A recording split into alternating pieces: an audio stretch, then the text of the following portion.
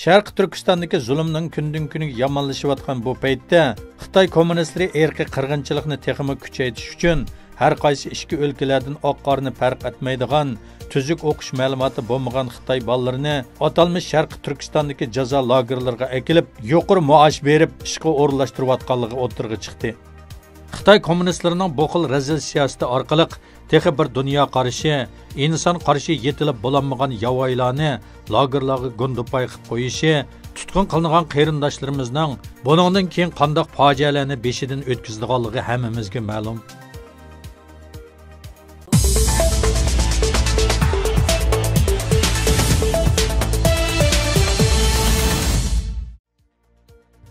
Fransiya agentligining xabaridan qaraganda, Avstraliyadagi nopuzliq tashqi siyosat tadqiqot organi bo'lgan Lowy institutining torbeti Xitoyni manba qilgan tor hujumiga uchirgan. Yuqoridagi bu hujumning dal Avstraliyada Uyg'ur masalasi bo'yicha jiddiy faoliyat va uchirishlar davom qilayotganda yuz berishi kuchli diqqatni qo'zg'adi. Chunki Dunyo Uyg'ur qurultayining raisi Dolqun Aysa, Ömer Qanat va Nuri Turkesh qatorliq Uyg'ur faoliyatchilari tashkillangan o'mak dal mushu kunda Lowy institutida uyushtirgan suhbat yig'iniga qatnashayotgan paytda edi.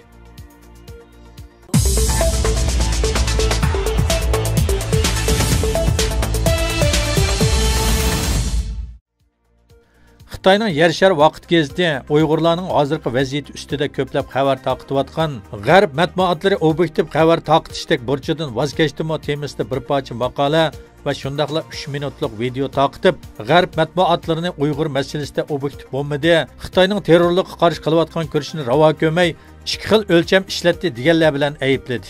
Ular maqolasida lagerdan qutulib chiqqandan keyin Amerika Davlat Majlisida bevosita holda lagerlar haqida guvohlik bergan Mehrgul Tursunni tilga elib, uning yolg'onchilik qilayotganligini ilgari surgan. Chet ellardagi Uyg'ur ko'zatchilarining qarashicha, Xitoy doiralarining Mehrgul Tursunni ochiq tilga elib, ikkinchi qitim hujum qilishi bo'lib, bu Xitoy hukumatining Mehrgul Tursunning o'ttirga chiqarayotgan paketlardan qattiq bearam bo'layotganligini ifodalab berdi ekan.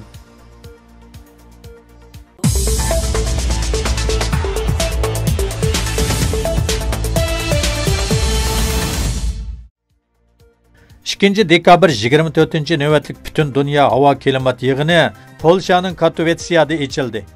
2 haftalik yig'in davomida 200 dan ortiq davlat Parij havo klimati kelishimining yo'liga qo'yilish qoidalari to'g'risida suhbat elib beryotdi.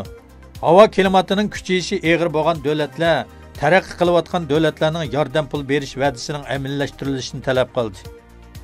Yig'inda taraqqiy qilgan davlatlar guruhining raisi Jambar Andalov ochilish murosimidan burun yer shari temperaturasining o'rlab ketishiga bo'lgan mas'uliyatning tuvan bo'layotganligi, shundaqla klimatni yaxshilashga nurg'un moliya sarf bo'ladiganligini qayd qildi.